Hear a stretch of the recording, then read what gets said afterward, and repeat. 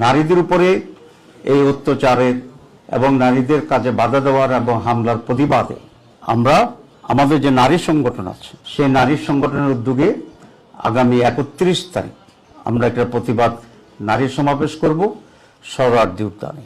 সকাল 10:30 এই প্রতিবাদ সমাবেশ শুরু হবে এবং এই প্রথমবার বলা যায় আমাদের নারীদের বাধ্য হয়ে আমাদের নারী সংগঠনের কর্মীরা প্রকাশ্যে এসে এটার প্রতিবাদে তারা এই সমাবেশ করবেন।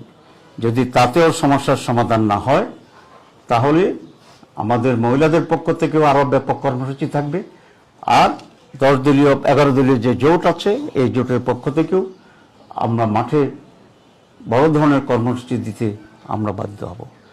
আপাতত আমরা আমাদের মহিলা সমাবেশের কর্মসূচিটা আমরা ঘোষণা করছি যাতে করে সরকারের দৃষ্টি আকর্ষণ হয় এবং প্রতিপক্ষেরও আমরা দৃষ্টি আকর্ষণ করতে চাই, কারণ তাদেরও সংযত হওয়ার এবং আচরণবিধি মেনে চলার বিষয়টি আছে। অন্যথায় এই জাতি যা করণীয় সেটা করবে ইনশাআল্লাহ।